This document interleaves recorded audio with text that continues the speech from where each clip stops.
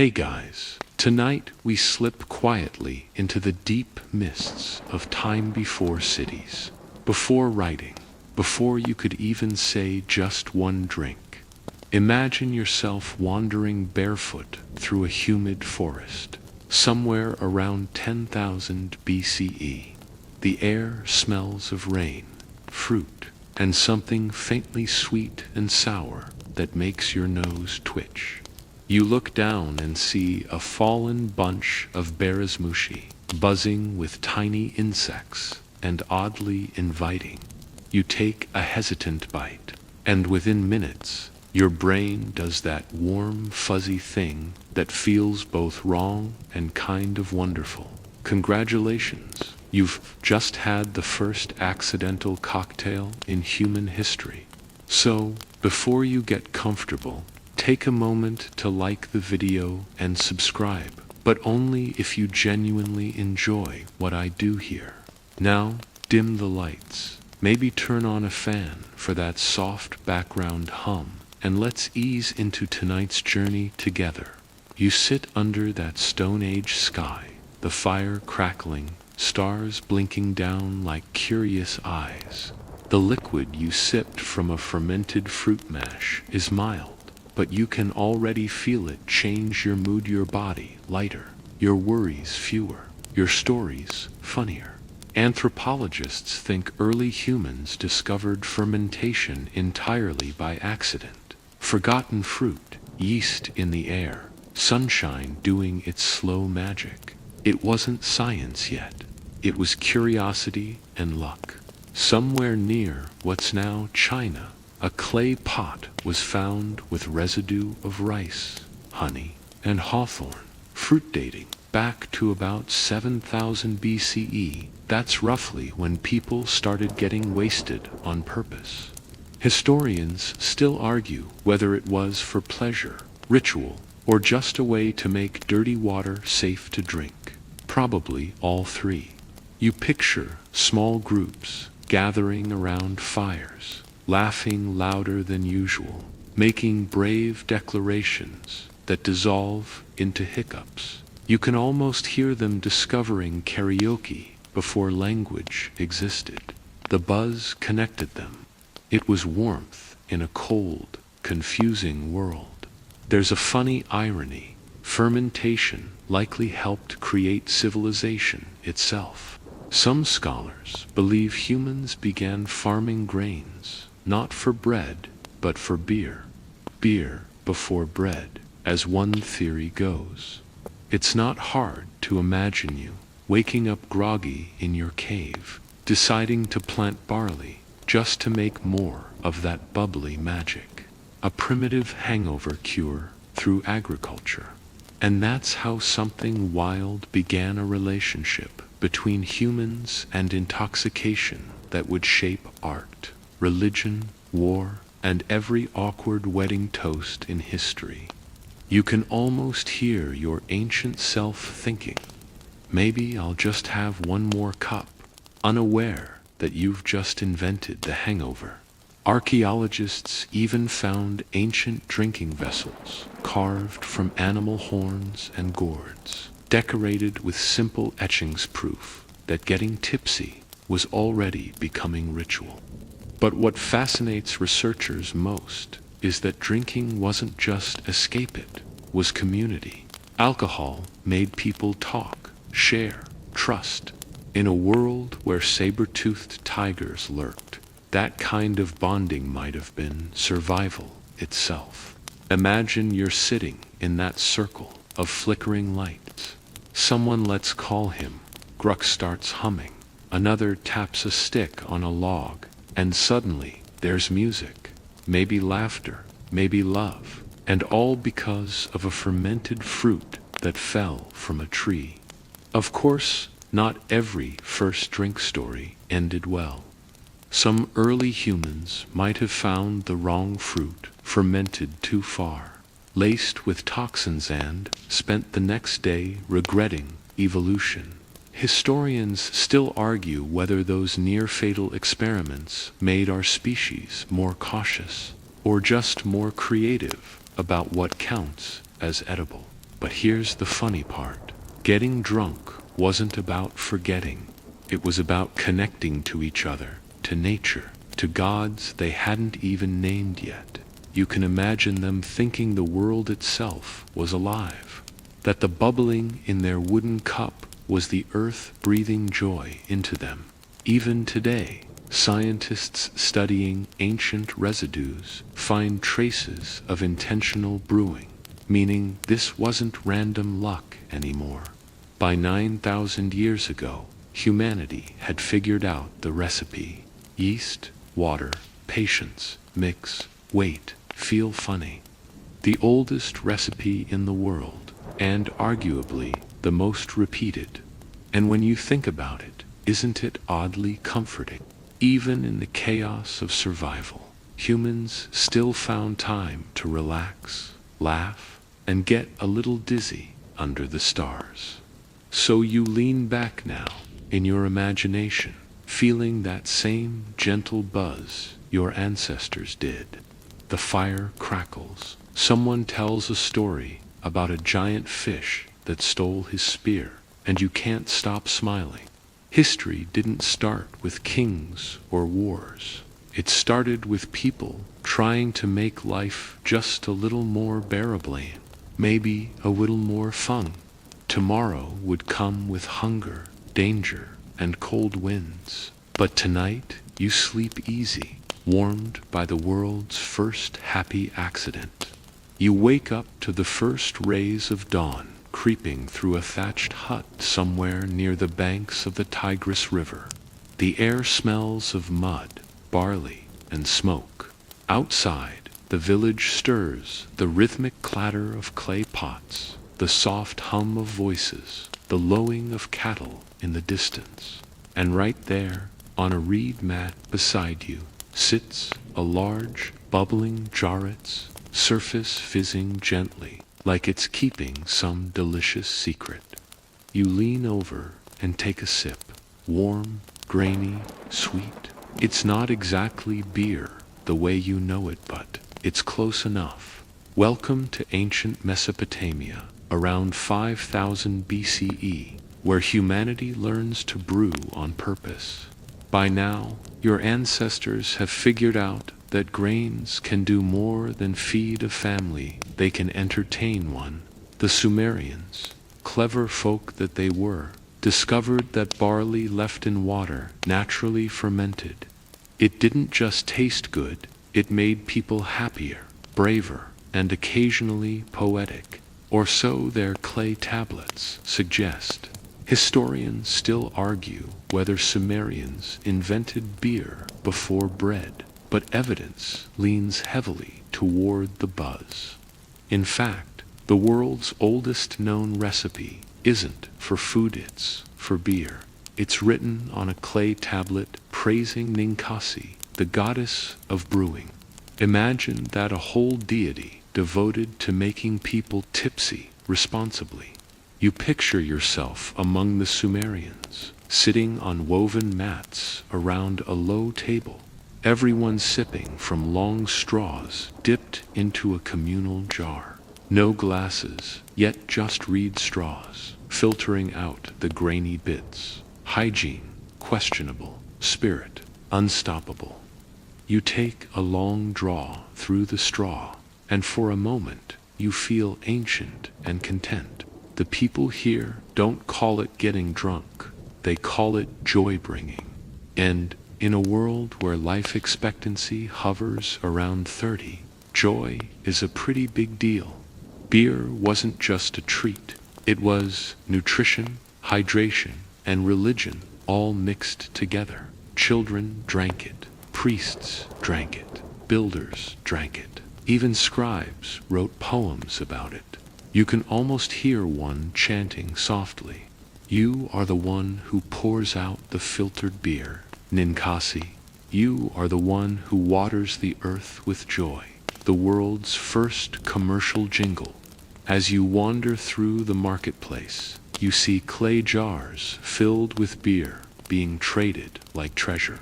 Farmers bring grain, potters bring jars, and brewers mix magic.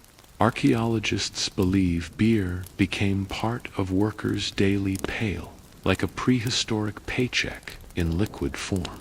You haul bricks, you get a pint. Not bad, right?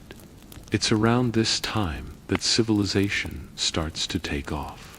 People settle, build temples, create writing, and maybe, just maybe, the humble beer helped glue it all together.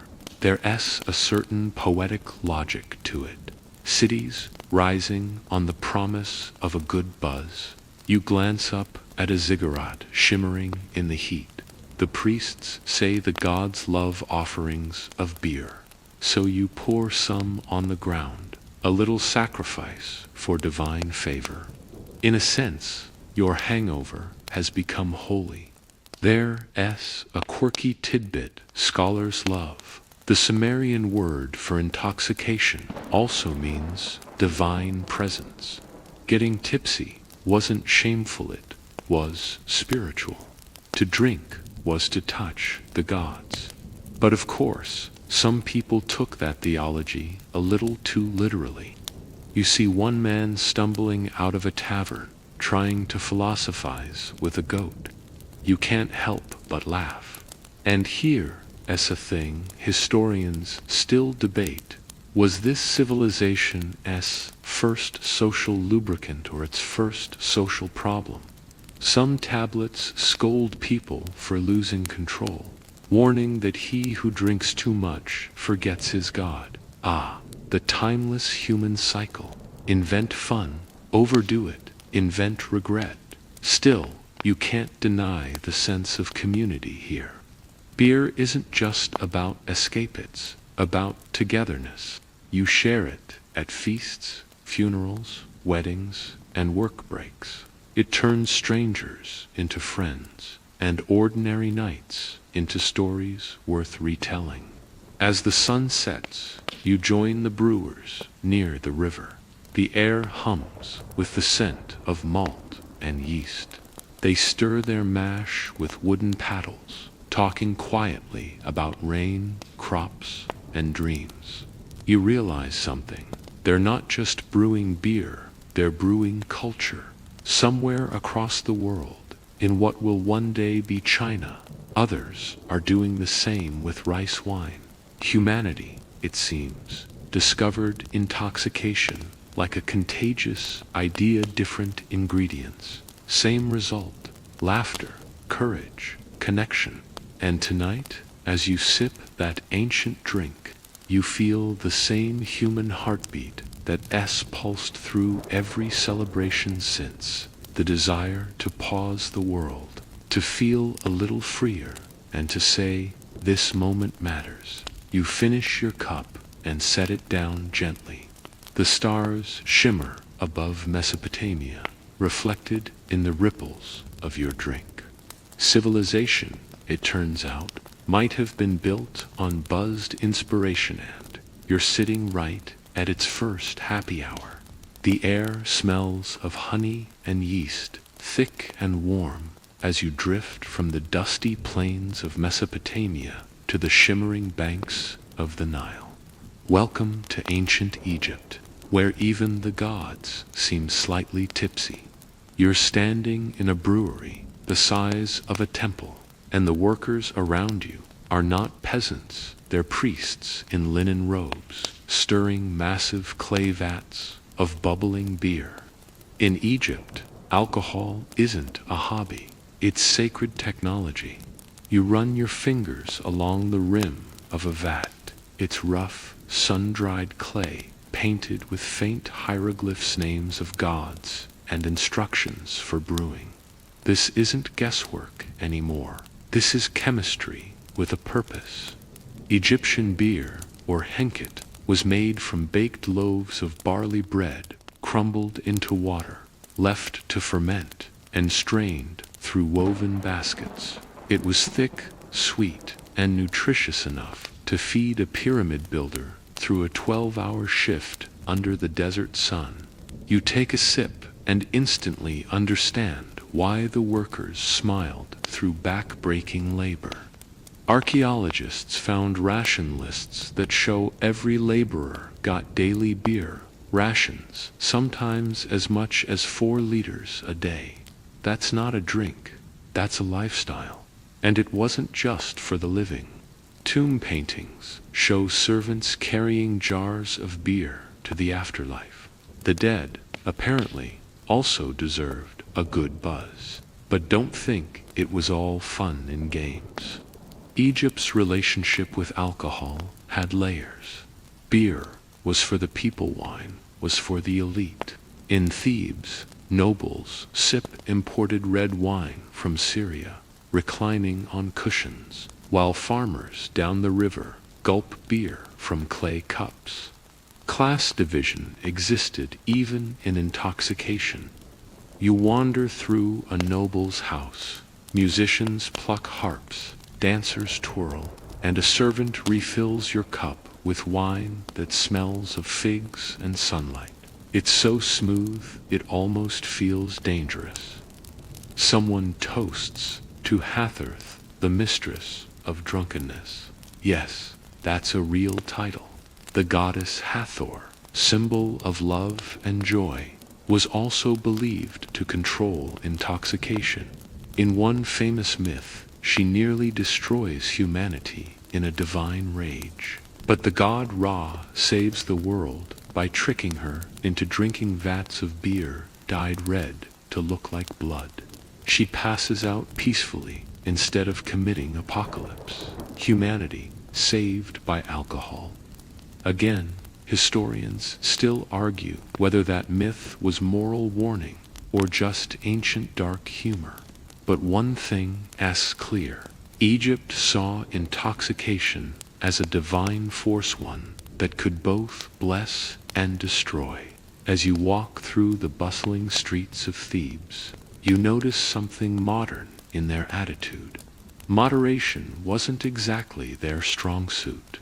There are records of parties so wild that even the priests needed days of purification afterward. You can almost hear the world's first never again hangover declaration being mumbled into a pot of water. There's a quirky tidbit from ancient texts. At feasts, guests were often encouraged to drink until they felt lightheaded enough to speak truth. Imagine an entire royal court relying on wine for honesty. Historians call it divine drunkenness. You might call it ancient oversharing. You sit beneath a palm tree, watching the Nile's golden reflection ripple. You can't help thinking Egyptians didn't just drink to escape. They drank to celebrate the rhythm of life itself. Flood, harvest, festival, funeral, it all flowed together in a circle, like the river that sustained them. Nearby, a priest offers you a clay cup and says something that sticks with you. We drink so the gods remember our laughter. You take the cup and sip, feeling the heat of the sun, the hum of cicadas, the pulse of history in your veins. And yet, even in this paradise of divine beer, not everyone approved. Some scrolls scolded the drunken man who speaks folly before nobles. Others warned that too much wine could turn a wise man into a fool. Sound familiar? Thousands of years later, humanity still hasn't settled that debate. Historians still argue whether beer built Egypt or quietly eroded it. As night falls, the workers head home singing, their breath full of grain and joy. The pyramids gleam under the moonlight, silent witnesses to humanity's oldest habit. You realize that every brick might carry the memory of a brewer's laughter, a mason's hiccup, a toast whispered to Hathor. You look down at your half-empty cup, warm, sweet, earthy, somewhere between divine offering and liquid bread. The Nile whispers softly in the distance, and you think maybe civilization didn't just rise around Birit Rose because of it. And with that thought, you lean back, letting the desert wind brush your face. The stars shimmer above the river that never sleeps, and you drift closer to dream, half awake, half drunk, exactly like your ancient ancestors who built eternity one sip at a time. You wake up to the hum of cicadas and the smell of olives, honey, and sea breeze. The air is warmer here, gentler, and you realize you're no longer in Egypt. The pyramids are gone, replaced by marble columns and lazy sunlight spilling over the Aegean Sea. Welcome to ancient Greece, where getting drunk has finally become an art form, a philosophy, and occasionally a disaster. You wander into a shaded courtyard. Cushions line the floor, oil lamps flicker, and a dozen men in tunics recline in that signature Greek way, on one elbow, one hand always holding a cup. You've just walked into a symposium, the Greek version of a dinner party. Except here, dinner is optional, but wine mandatory. A slave fills your cup from a giant mixing bowl. The craterware wine is diluted with water. Greeks prided themselves on not drinking it pure. Only barbarians did that, they said. The logic, civilization, is balance. Passion without measure was dangerous. You swirl your cup and notice the delicate scent of grapes, herbs, maybe a hint of pomegranate. The host, a bearded man who looks suspiciously like your high school philosophy teacher, raises his cup to moderation. He declares, everyone drinks, then they refill, then they toast moderation again. You smile. History, it seems, has always had a sense of irony. At the center of the gathering sits Socrates, calm and amused. The others are already getting giggly, arguing about love, virtue, and whether wine makes truth easier to find. Socrates just listens, occasionally smirking, the eternal designated philosopher. Plato later wrote about nights like this, how Socrates could drink everyone under the table and still wake up clear-headed, ready to lecture about the soul. Historians still argue whether that's proof of wisdom or superhuman liver function. You take another sip. The Greeks didn't see drunkenness as sin. They saw it as a test of character. A symposium wasn't about losing control. It was about finding yourself somewhere between reason and release. You imagine your ancient self saying something deep and slightly slurred, like wine reveals what water hides. A flute begins to play. Someone claps along. Laughter rises, soft and musical. The air thickens with perfume, olive oil, and the faint tank of fermented grapes. You lean back, dizzy, not from drink, but from how modern it all feels. The same social games, the same fragile balance between too little and too much. And yet, this wasn't just party culture. It was cultural identity. The Greeks believed Dionysus, the god of wine, represented both joy and chaos. Every sip was an offering to him. His festivals, called Dionysiae, were half theater, half riot. You picture yourself in a crowd of thousands, chanting, dancing, faces painted, wine spilling onto your feet. Out of this joyful madness came Greek theater itself, the world's first scripted tragedies and comedies. So yes, your favorite Netflix drama owes its existence to people who got drunk and decided to act it out. There's a strange little fact you can unhear.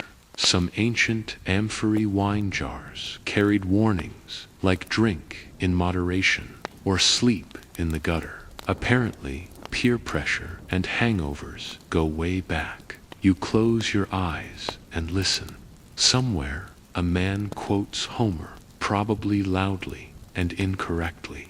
Another insists he's inventing a new philosophy. Someone else is trying to serenade a cat. It's messy, it's brilliant, it's timeless. Historians still debate whether the Greek love of wine helped spark philosophy or just gave philosophers excuses to ramble for hours. But there's no question that for them, wine wasn't a mere drink, it was a mirror. It reflected your soul, your honesty, your humor, your weakness. Later in the night, you stumble outside under a sky full of stars. The world is quiet except for the gentle lapping of waves. You feel a little lightheaded, but also strangely wise, as if the wine has blurred your edges just enough to let something universal in. A young servant passes you, humming a song to Dionysus. The lyrics, half whispered, stay in your mind. In wine there is truth. In truth there is peace. In peace we sleep. You smile. Maybe that's the real reason humans drink, not to escape truth, but to find it hiding under layers of noise. As you lie on the cool stone floor, the night wind wraps around you like silk. You think of the Egyptians who drank for the gods, the Sumerians who drank for survival, and now the Greeks who drink for meaning. Every civilization adds a new flavor to intoxication, each sip revealing a little more about what it means to be human. You close your eyes, drifting. Somewhere behind you, someone yells, "More wine," and Socrates sighs. You grin. Civilization, it seems, is always built on one deep conversation and one empty cup at a time. The air is thicker, here perfumed with roasted meat, incense, and ambition. You open your eyes and find yourself in Rome, where indulgence has been upgraded to an empire-wide institution. The Greeks may have philosophized about moderation, but the Romans, they decided moderation was for the conquered. You walk through marble halls draped with crimson curtains. Slaves glide silently by with trays of wine, figs, and roasted peacock. A harp plays in the corner. This isn't just dinner, it's a convivium, a Roman feast, equal parts performance and competition.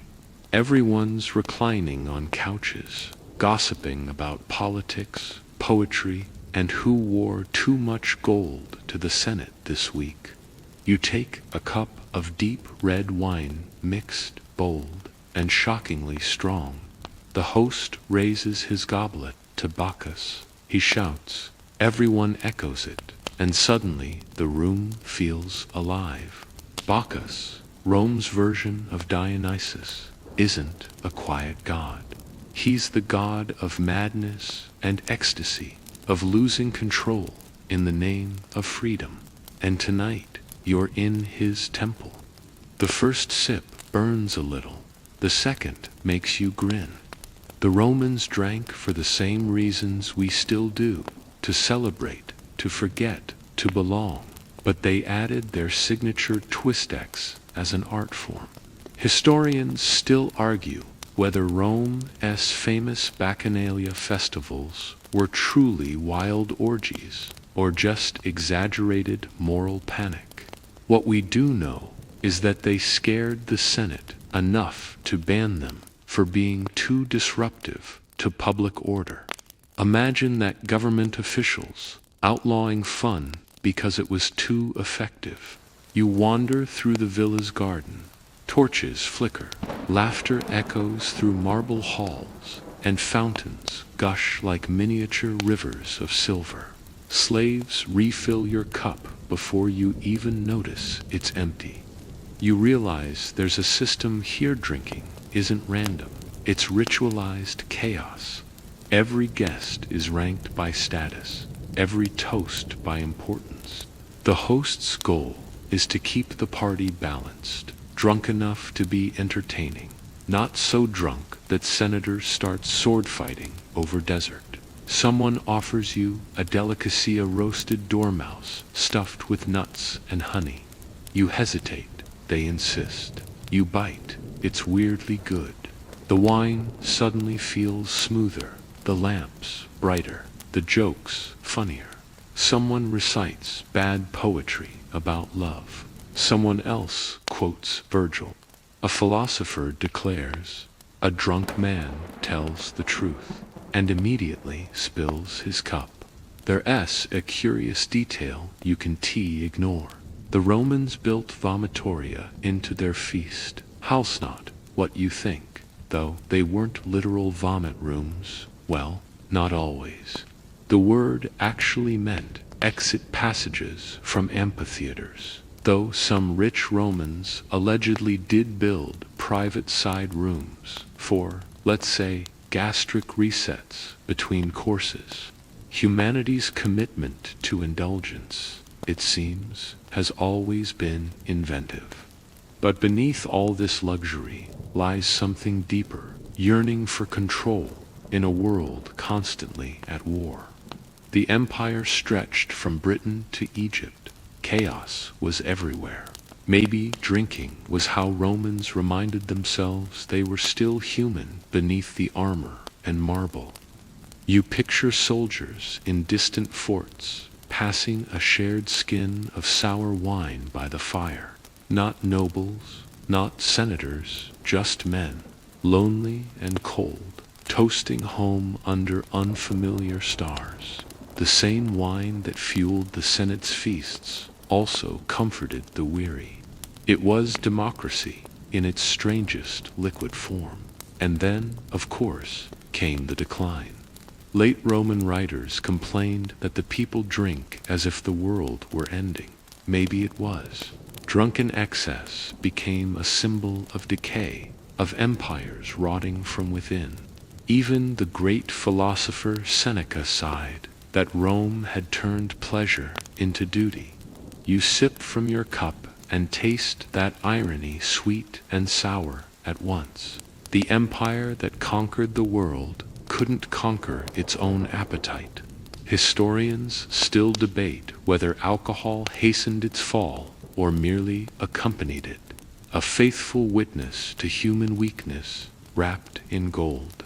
The music softens. Someone lights more lamps. The laughter fades into the low hum of conversation.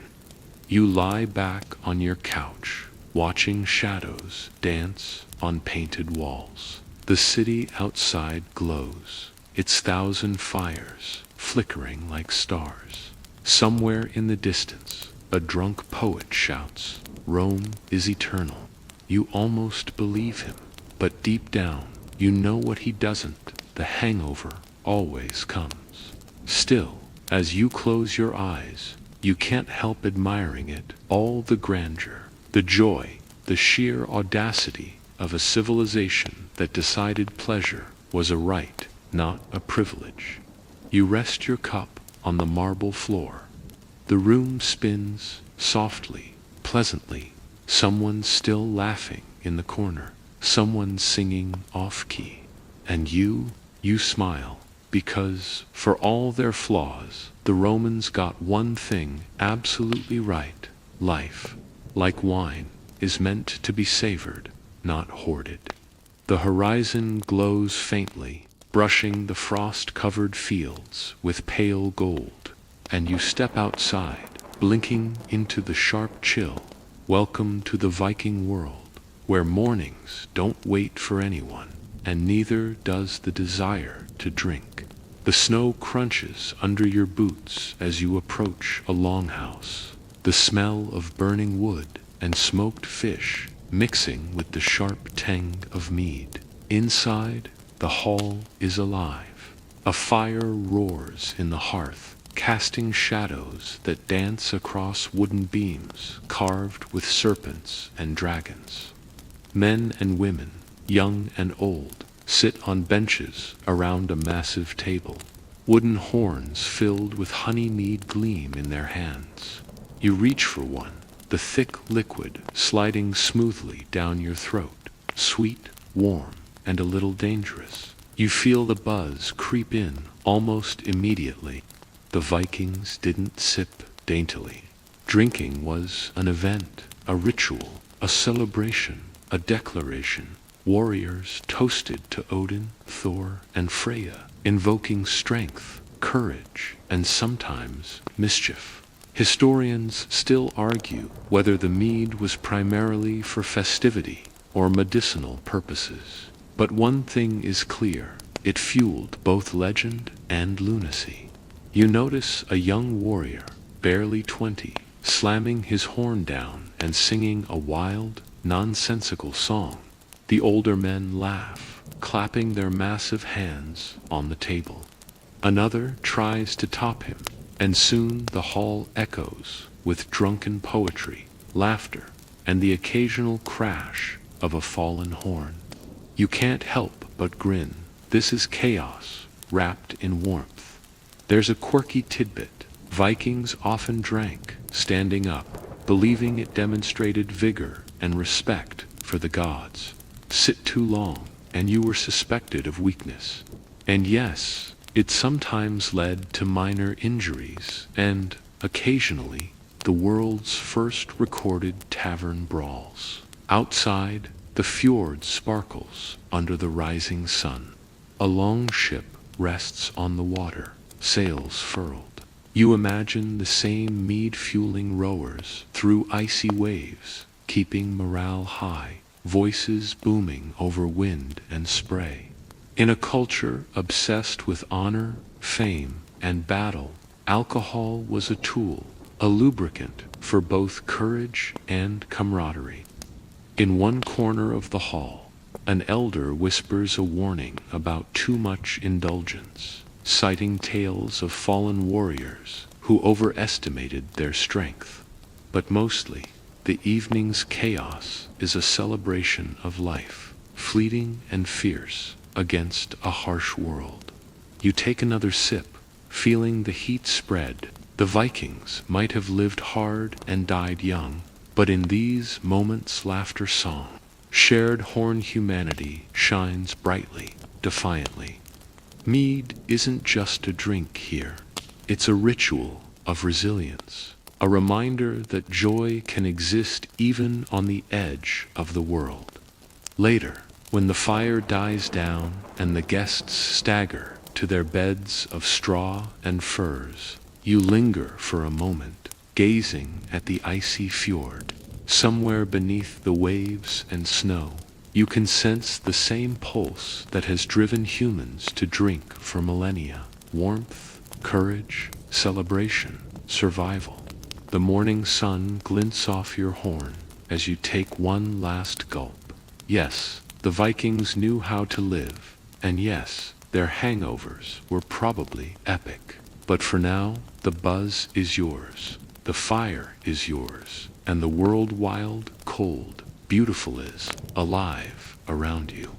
The world shifts again, softening from the icy fjords and roaring halls of the Vikings to the warm, bustling streets of Baghdad during the Islamic Golden Age.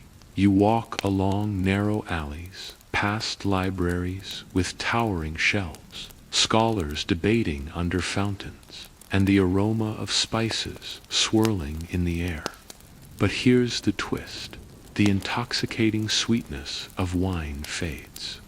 Alcohol is forbidden, replaced by something surprisingly gentle, yet revolutionary: coffee.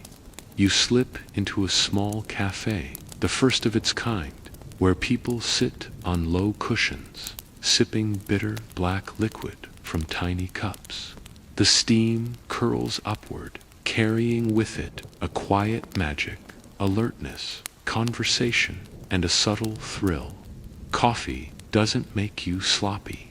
It sharpens the mind, fuels debate, and keeps the ink flowing on manuscripts that will one day inspire the world.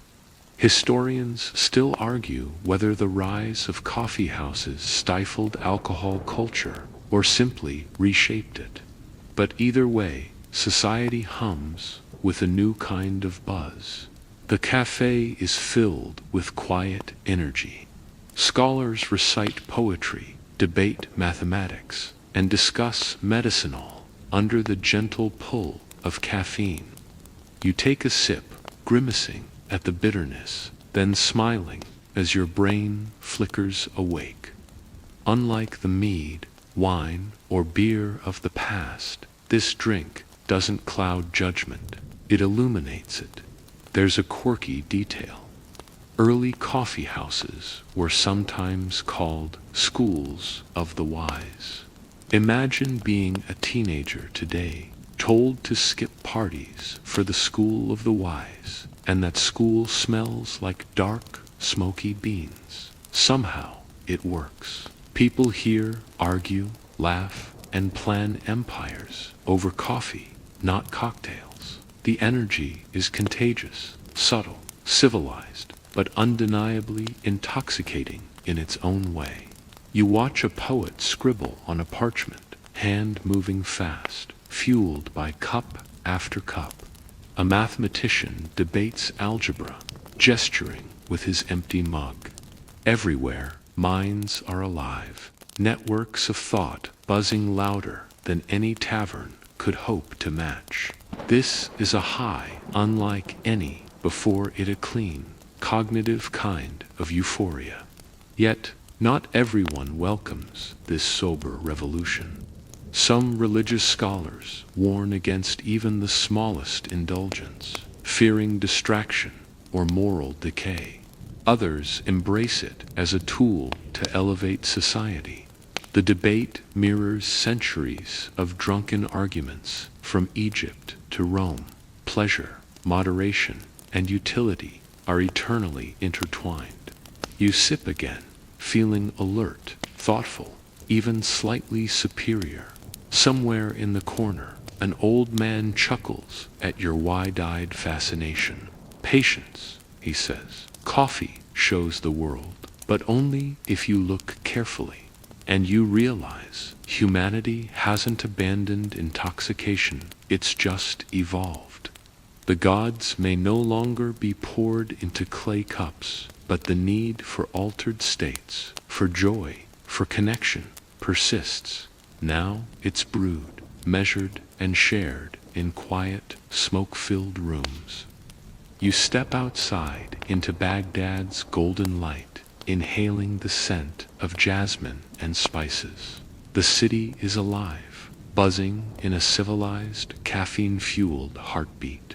The world keeps moving, but somehow the need to transform ordinary moments into something extraordinary hasn't changed. Coffee simply taught humans to do it with clarity. As you walk through the streets, you take one last sip, feeling a warm thrill ripple through your mind. Maybe it's not the drunken stumble of Rome or the wild laughter of the Vikings, but it's a sophisticated, enduring pulse, the same human desire for connection, creativity, and joy, expressed in a quieter, sharper language. The world tilts again, from the fragrant streets of Baghdad to the gaslit alleys of 17th century London, where the fog clings to your coat and the cobblestones glisten from recent rain. Here, intoxication takes on a new, industrious form. Gin. You can almost taste the sharp, juniper-laced aroma before stepping inside a dim tavern. The air thick with smoke, chatter, and the faint sting of desperation mixed with relief. You sidle up to a rough-hewn wooden counter and receive a small glass of gin from a barkeep whose smile is as crooked as the floorboards. The spirit bites instantly, sharp and clean. One sip warms your chest, another loosens your tongue. Welcome to the gin craze, where Londoners embraced alcohol like it was both lifeline and curse. Historians still argue whether gin helped the working poor survive their brutal urban lives or simply sped up the city's moral decline. Outside, children run barefoot through puddles, their laughter piercing the murky fog. Inside, men and women lean on one another for balance, voices rising, sometimes shrill, sometimes musical, as they share stories of heartbreak, fortune, and crime. Gin is cheap, potent, and everywhere. It lubricates conversation and erodes inhibitions, turning ordinary evenings into unpredictable performances. A quirky fact: some historians note that gin sellers advertised it as a cure for almost everything: insomnia, melancholy, even poor fashion sense. You can imagine a man clutching his hip flask, whispering it's medicinal, while spilling half on the floor. Somehow, that claim didn't stop society from panicking. The government eventually imposed heavy taxes and regulations to tame the chaos. But by then, gin had already etched itself into London's identity. You wander past tables where workers trade gossip and small fortunes, where tavern songs recount misdeeds, love affairs, and occasionally politics. The smell of smoke, sweat, and gin hangs over everything, clinging to your clothes like a badge of shared humanity. Even the wealthier classes, sipping imported wine or brandy, are affected indirectly. Gin is the equalizer of the streets, a reminder that life is unpredictable, messy, and fleeting. You feel it in your chest, that little buzz that reminds you history isn't just events, it's lived experience, full of blurred edges and half-forgotten laughter. Historians still debate whether the gin craze accelerated social reform in England or merely reflected deeper urban despair. Either way, it left an indelible mark, a culture of spirited indulgence, cautionary tales, and public morality plays that echo through literature, art, and law. You take another sip, letting the warmth flood your body. London's streets are dark, yet alive, voices spilling into fog, footsteps echoing against stone walls, a city vibrating with energy, chaos, and the simple human need to feel something beyond the grind. Gin is not sophistication, not subtlety, but survival, social, emotional, and sometimes chemical. As you step back into the fog, the city feels alive with stories. Every stumble, every laughter, every clandestine sip reminds you that human desire for intoxication isn't frivolous, it's persistent, adaptive, and intimately tied to community. In the harshness of urban life, alcohol becomes not a vice, but a tool, a companion, a fleeting spark of joy in a grinding world. You pull your coat tighter against the chill, smiling at the continuity. Mesopotamia, Egypt, Greece, Rome, Vikings, Baghdad, and now London. Different drinks, same instinct. Humans, it seems, have always sought the edge between clarity and abandon. The world tilts once more, and you find yourself in the American colonies of the 18th century, where the scent of pine, wood smoke, and fermenting apples fills the air. The landscape is rugged rolling hills, dense forests, and small, bustling villages. Life here is hard, repetitive, and often lonely, and people have discovered that a stiff drink of rum or cider can make even the coldest, toughest day feel a little lighter. You step into a tavern along a muddy main street. The ceiling is low, the beams blackened by smoke. Men with dirt-smudged faces lean on the bar, wiping mugs with grimy sleeves. A fiddler plays a lively tune in the corner. The smell of ale, cider, and strong rum mixes with sweat and soot, creating a heady, unmistakable aroma that signals both comfort and chaos. A barkeep hands you a mug of cider, frothy and sweet. You lift it, feeling the warmth travel down your throat, settling into your chest like a soft fire. Here, alcohol is both social glue and personal reprieve. Farmers toast a good harvest, travelers swap stories of distant towns, and politicians debate the price of tea-even, though tea itself is frowned upon by revolutionaries. Historians still argue whether early American drinking culture was rooted more in necessity or indulgence. But there's no question that spirits shaped both community and rebellion. A quirky tidbit, colonial taverns were often multi-purpose. Some served as inns, post offices, and town halls all at once. Imagine drinking cider while simultaneously attending a town meeting, signing contracts, or planning a militia expedition. One sip, and the lines between politics, labor, and leisure blurred deliciously. You glance at a group of men plotting a trade route. Their mugs are raised, the conversation rapid and loud. Rum and cider lubricate their words, inspire bold ideas, and occasionally trigger heated arguments. Drinking is almost performative gesture. Story, toast, repeat.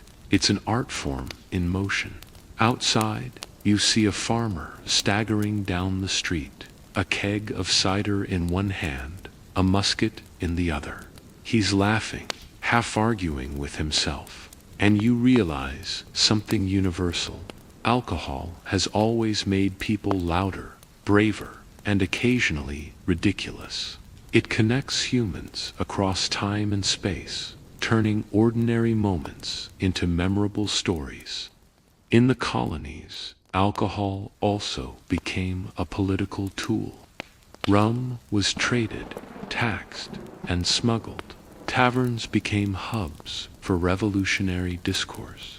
You sip your cider and imagine conversations that would eventually birth a nation, fueled by bold ideas and bold spirits.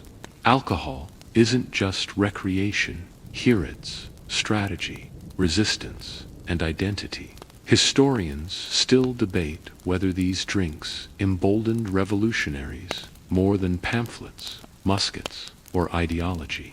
But as you take another gulp, you can feel its subtle power, courage, camaraderie, clarity, blurred just enough to imagine a different world.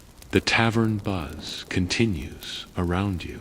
Laughter, debates, and clinking mugs. Somewhere, a fiddler strikes a particularly sharp note, and you nearly spill your cider, laughing at a man's exaggerated story of a bear he swore he fought and defeated. You realize, again, the old pattern repeats. Drink, storytelling, bonding. It's the same ritual humans have practiced for thousands of years. As dusk settles over the village, the warm glow from the tavern spills into the street.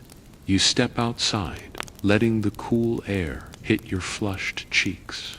Rum, cider, and human ingenuity blend, marking a culture in motion, survival, rebellion, and celebration intertwined in every sip. And as you sip your last drop, you notice the same pulse you felt across civilizations. Joy, courage, community, and just a touch of madness, all contained in a cup. The scenery shifts again, and now you're stepping into 19th century Paris, a city alive with smoke, soot, and the unmistakable aroma of roasted chestnuts mingling with freshly baked bread. But it isn't just the food drawing people into its streets. Sits the cafes, bistros, and wine-soaked salons, where drink, conversation, and art collide like sparks from a blacksmith's hammer. You wander into a cafe tucked along a cobbled street. A low murmur of voices surrounds you. punctuated by laughter and the clink of glasses. Red wine is served in small glasses, deep and fragrant, a perfect partner to fresh bread, cheese, or a bite of roasted meat. Here, drinking isn't just social, it's intellectual fuel. Artists, poets, and philosophers sit shoulder to shoulder, sketching, debating, and laughing their way through the evening. A painter gestures wildly with a brush in one hand, a glass of Bordeaux in the other. He swears that without the wine, his visions of light and shadow would never reach the canvas. Nearby, a poet argues with a philosopher over whether love or revolution should guide life, punctuating each declaration with a sip of rich, ruby liquid. Historians still argue whether French café culture accelerated creativity or simply romanticized the appearance of genius. But the energy here is undeniable. There's a quirky tidbit. Some cafes banned women entirely, while others welcomed them, depending on the owner's whim and political leanings. Patrons would often debate this loudly, wine in hand, transforming even a social rule into philosophical fodder. You can almost hear the whispers of future revolutions echoing through the room, fueled as much by drink as by ideology. The intoxicating air carries more than alcohol, it carries ambition. Wine lubricates both tongues and imaginations.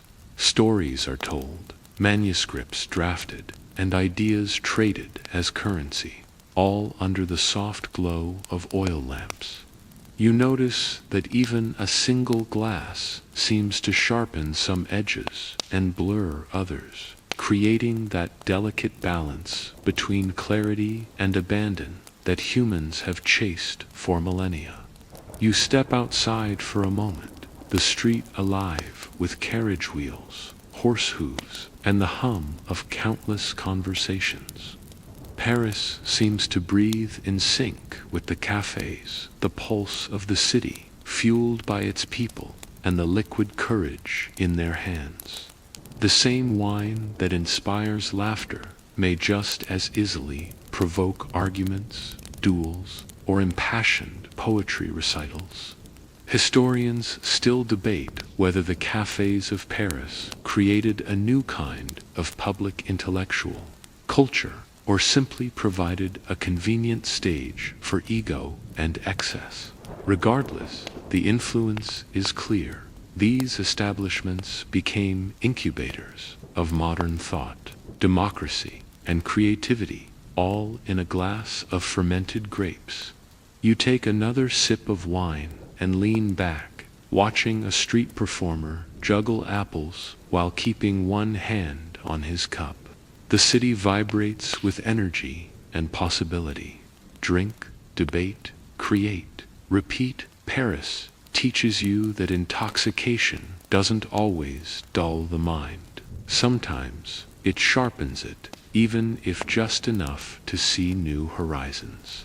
As night falls, the lamps flicker and laughter drifts into the streets. You feel it again, the persistent human urge to alter consciousness, celebrate, and connect. Across centuries and continents, the impulse remains unchanged. Tonight, in this cafe, it has taken the form of red wine, conversation, and brilliant chaos. The world tilts once more, and you find yourself in Prohibition-era America. The 1920s, a time of jazz, flappers, and a very peculiar relationship with alcohol. The streets are slick with rain, and neon lights glow faintly through the fog. Speakeasies hum behind secret doors, guarded by bouncers with sharp eyes and sharper secrets. Every sip here is illegal, thrilling, and loaded with risk. You slip through a hidden entrance, marked only by a faint chalk symbol. Inside, the room pulses with music. A jazz band plays, trumpets brash and smooth in turn, while couples dance close, skirts twirling, shoes tapping in time. The air smells of cigars, perfume, and the unmistakable sting of moonshine. You're handed a small glass of amber liquid Prohibition-era whiskey, smuggled and secret, yet somehow rich with history and danger. You take a cautious sip. The burn travels down your throat, warm and defiant. Here, drinking has become an act of rebellion, a flirtation with freedom. Historians still argue whether prohibition reduced alcohol consumption or simply made it sexier, more illicit, and inherently more human. Either way, people are drinking with purpose and attitude. A quirky detail: some speakeasies had elaborate hidden entrances, rotating bookshelves, false walls, and secret tunnels. You can almost imagine patrons ducking behind velvet curtains to avoid the authorities, all while nursing cocktails that would later inspire decades of classic mixology. It's audacious, inventive, and a little ridiculous. You watch a group at a corner table, laughing loudly, a mix of bankers, writers, and actors. Their cocktails aren't just beverages, they're symbols of defiance. Gin fizzes, whiskey sours, and rum punches move from hand to hand, lubricating not only the conversation, but also the unspoken thrill of danger. You feel the same pulse you've felt across civilizations, humans seeking joy, courage, and connection through a liquid medium. Outside, the rain continues to fall. You can hear the soft thrum of police boots in the distance, but inside, the jazz and laughter drown them out. People toast to freedom, to fortune, and sometimes to sheer survival. The contrast is exhilarating: warmth, music, and rebellion cocooned against the cold, harsh law of the streets. Historians still debate whether the speakeasy culture of the 1920s fundamentally reshaped American society or simply reflected existing social tensions. But the creativity born of restriction is undeniable: hidden bars, clandestine cocktails, and secret passwords, all turning everyday drinking into an adventure, a story, an identity. You take another sip, feeling the sharp liquid slide warmly into your chest. The band crescendos, the dancers spin. A woman laughs so loudly that it echoes off the walls, catching the attention of everyone nearby. You realize something. Prohibition may have outlawed alcohol, but it could not outlaw the human desire to celebrate, connect, and, yes, get a little carried away. And in that realization, you smile. Across millennia, people have found a way through risk, ritual, or routine to honor the age-old impulse, the urge to lift a cup, share a story, and feel alive. The scene shifts again, this time to post-war Europe. The late 1940s and early 1950s, where cities are rebuilding from rubble and the air smells simultaneously of fresh paint, smoke, and hope. The bars and cafes are quieter than the roaring speakeasies of America. Yet the need for celebration, for escape, and for human connection has not diminished, has intensified. You walk along cobblestone streets, past storefronts, still scarred by bombed-out focates, the scent of bread from small bakeries mingling with the faint sweetness of brandy from nearby taverns. You enter a small cellar bar tucked below a modest hotel. The lighting is low, warm, inviting. Wooden tables creak under the weight of bottles and glasses, while patrons lean close to one another, sharing stories they barely have the strength to tell aloud. You are handed a small glass of brandy, dark amber, shimmering in the candlelight.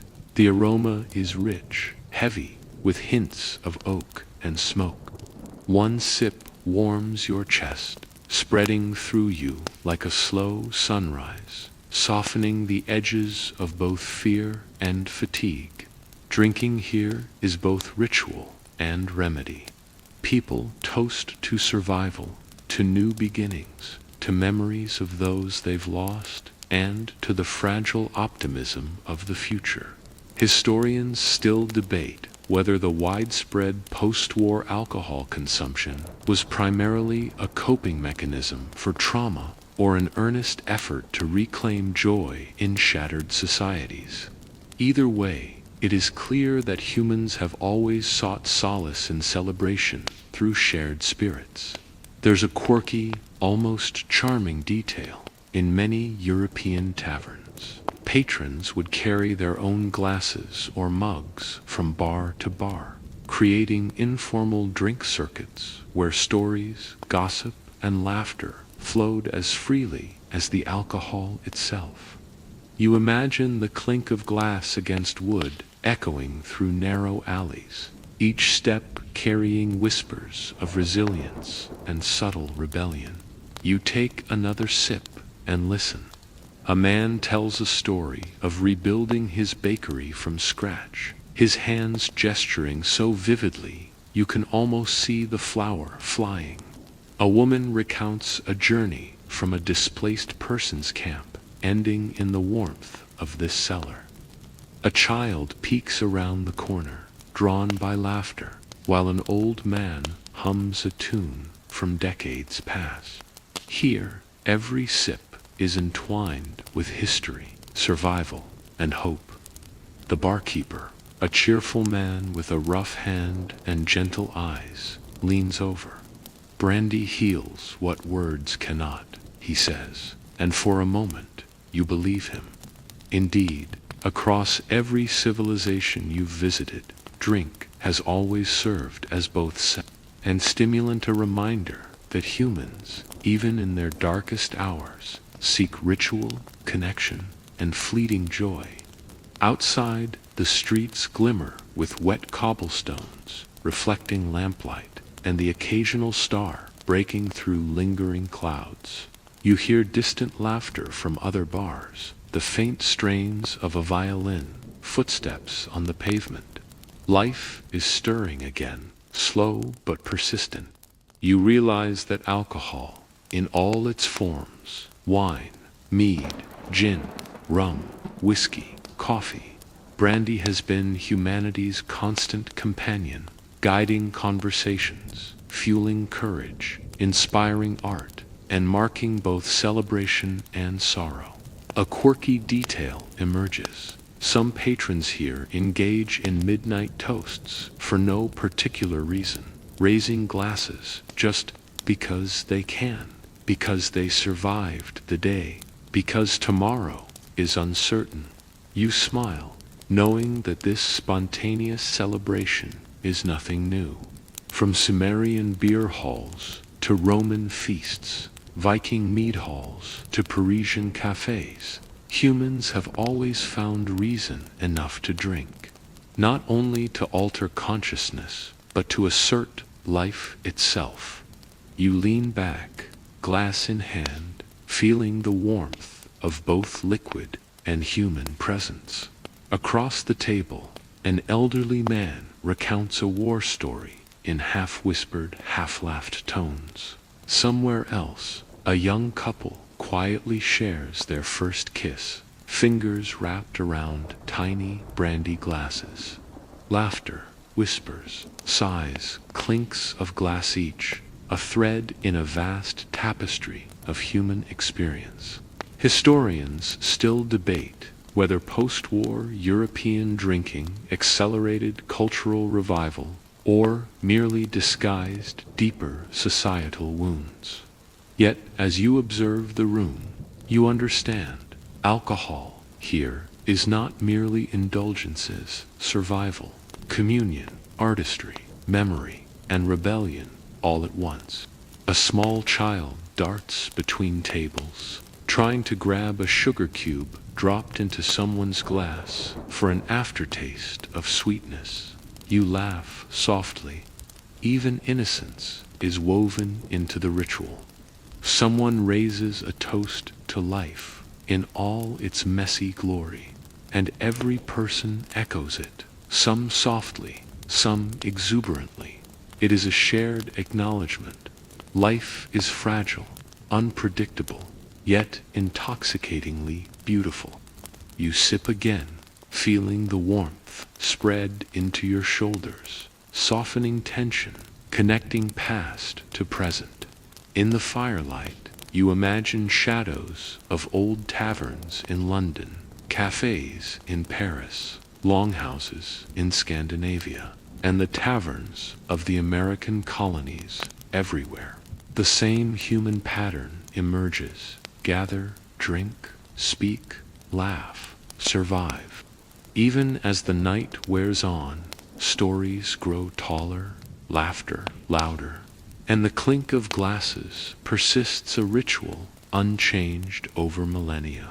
You realize that while the beverages, settings, and social norms differ, the fundamental human urge remains constant: to connect, celebrate, and find warmth, courage, and joy in a fleeting, unpredictable world. Finally, the bar slows. Patrons stagger home. You sit alone for a moment, savoring the last drop, reflecting on the centuries of tradition that brought this moment to you.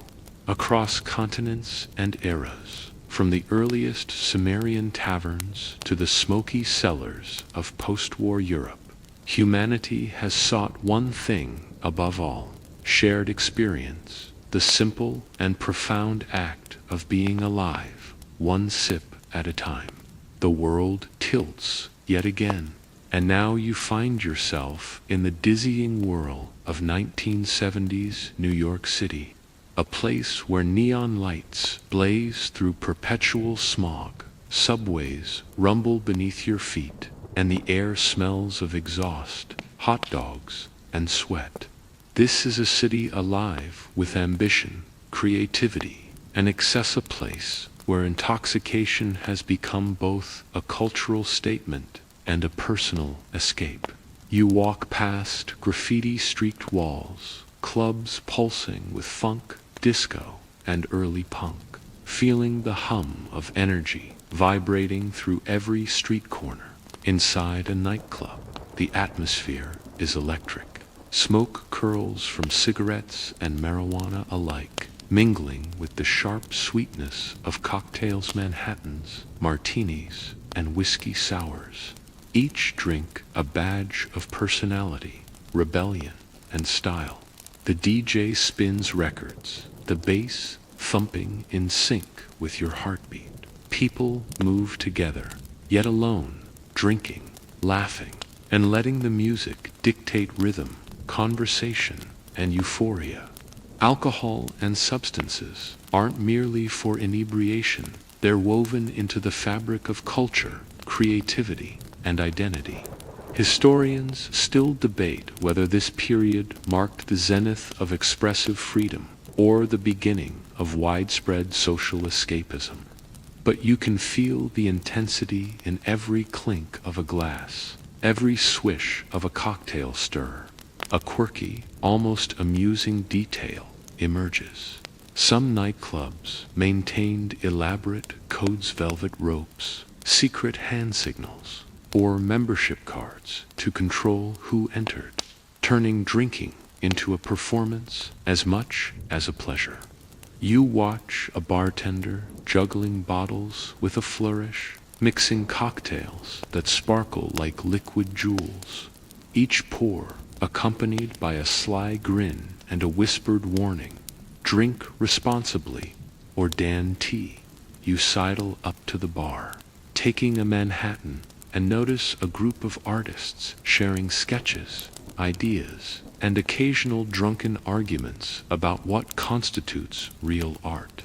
Alcohol lubricates not just their words, but their imaginations, blurring lines between inspiration and absurdity, and sometimes producing brilliance. The same impulse has echoed for thousands of years. Humans use intoxication not only for joy, but as a catalyst for connection, for creativity, and occasionally for chaos.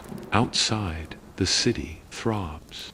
Taxis honk, neon signs flicker, and people spill into streets, carrying drinks in plastic cups or tiny glasses as badges of courage, status, or defiance. You watch a man offer a stranger a sip of bourbon, a gesture of trust and camaraderie, small and significant. The ritual is universal. Drink as a conduit of human connection. You wander deeper into the night, past record shops, diners, and theaters. In one alley, a group of young musicians practices on discarded instruments, the occasional sip of beer or whiskey, adding both courage and rhythm to their notes. A graffiti artist paints a mural, hands shaking slightly, not from cold, but from a delicate mix of fear and exhilaration. Alcohol and controlled chaos fuel expression, risk, and vitality. Historians still argue whether the excesses of this era-long nights, constant partying, and substance experimentation represented a liberation or merely a collective avoidance of societal pressures. Yet you can see a beautiful truth. Intoxication, like art, allows humans to push boundaries, experiment with identity, and explore dimensions of emotion otherwise inaccessible. It's messy, exhilarating, sometimes tragic, but undeniably human. In one basement club, you notice a young woman scribbling poetry on napkins between sips of whiskey, her friend whispering encouragement. Nearby, a small crowd debates the merits of disco versus punk, each argument punctuated by laughter, exclamations, and the occasional spilled drink. The air is thick, warm, and alive, the kind of atmosphere that feels almost sacred in its imperfection. And then comes the music, louder now, swelling like a heartbeat that synchronizes with everyone present. Hands rise, bodies sway, glasses clink, and somewhere in the back, a couple kisses passionately, oblivious to everything but the rhythm and warmth around them. The scene feels timeless, yet distinctly 1970s, a vivid snapshot of humanity's enduring need to transform ordinary moments into something extraordinary through intoxication, ritual, and shared energy. You sip again, savoring the taste, the warmth, the slight burn of whiskey as it slides down. It's the same impulse seen in Sumerian beer halls, Roman feasts, Viking mead halls, Parisian cafes, Prohibition-era speakeasies, and post-war European taverns. The search for connection, courage, creativity, and fleeting joy. Nothing has changed. The vessels, the spirits, the settings, they evolve, but the human heart remains constant. As the night stretches toward dawn, you lean against a graffiti-splashed wall, watching the city pulse with life. Somewhere, a saxophone cries. Somewhere else, laughter erupts. Alcohol, in every form, has threaded itself into countless stories across time, cultures, and continents. It is rebellion and ritual, solace and celebration, madness and clarity, sometimes all at once. And in this pulsating city, under neon lights and the hum of endless ambition, you recognize an eternal truth. Humans will always seek ways to feel alive, to bond, to celebrate, and occasionally to forget, even if just for a few hours. through the simple, potent act of drinking together. You take a final sip from your glass, letting the warmth spread, feeling the continuum of history settle in your chest. Across centuries, across continents, the pulse is the same: joy, courage, connection, and the bittersweet human craving for altered consciousness, flavored by circumstance, culture, and the changing recipes of intoxication. Now, the world folds into the present, and you find yourself in the modern global landscape, a place where human ingenuity, technology, and culture have transformed both the ways we drink and the reasons we do. Bars glow with neon and soft LEDs, kitchens offer craft cocktails, and social media amplifies every sip into a shared experience. You walk into a rooftop bar overlooking a city skyline. The air is crisp, carrying scents of citrus, smoke, and urban energy, mingling with the faint tints of alcohol. Glasses clink, laughter punctuates conversation, and every sip is accompanied by the soft glow of smartphones capturing the moment. Here, intoxication takes many forms: wine, whiskey, craft beer, tequila, gin, cocktails, and even non-alcoholic versions designed to simulate the ritual and social dynamics without the chemical effect. Yet, the impulse remains ancient: to connect, celebrate, reflect, or escape, depending on the hour and company. Historians still debate whether modern drinking is more about culture, commerce, or chemistry. But the patterns are clear. Humans will continue to seek altered states, whether for joy, courage, or curiosity. A quirky detail: some modern bars serve molecular cocktails, where flavors are frozen, vaporized, or suspended in bubbles, essentially a sensory experiment in liquid form. You watch a bartender create a drink that smokes, fizzes, and glows in soft light. Patrons sip cautiously, delighting in both the spectacle and the taste. The modern drinker is both consumer and participant, much like ancient celebrants in Mesopotamia, Rome, or Viking halls. You sit with a group of friends, some laughing uproariously, others leaning close to share quiet confessions. Smartphones sit aside, the soft hum of the city below, the ambient music above. Each sip lubricates conversation, softens edges, and invites connection, echoing the same impulses that brought humanity together for thousands of years. Alcohol, or its modern substitutes, is a tool: social, emotional, and sometimes creative. Outside, the skyline glitters like a constellation, each window a story, each light a pulse of life. You notice parallels with every era you visited: the Sumerian taverns, Egyptian wine feasts, Roman banquets, Viking mead halls, Baghdad coffee houses, London gin dens colonial, American cider shacks, Parisian cafes, Prohibition, speakeasies, post-war, European cellars, and 1970s New York nightclubs. Across time, across continents, the rhythm remains the same. Humans drink to feel, to belong, and to transform the ordinary into extraordinary. Historians still debate whether the globalization of drinking culture has diluted its meaning or expanded it, allowing humans to experiment and adapt traditions across cultures. What's undeniable is that the impulse to gather, to share, to celebrate, to escape's unchanged. You sip your modern cocktail, letting the warm thaw, cool, fizz spread, feeling the connection between yourself and countless others who have done the same across millennia.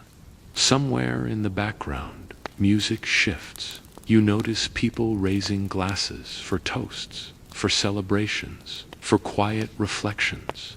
There's a pulse to it, a universal heartbeat.